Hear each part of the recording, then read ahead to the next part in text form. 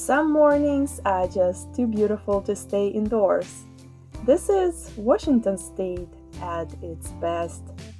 I hiked down to a small canyon river for a day of fishing and painting. The rainbow trout were quick to bite, catch and release of course.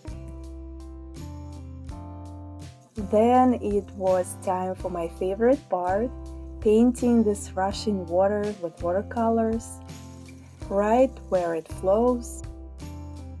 Painting outdoors is never perfect, but every brushstroke teaches me something new.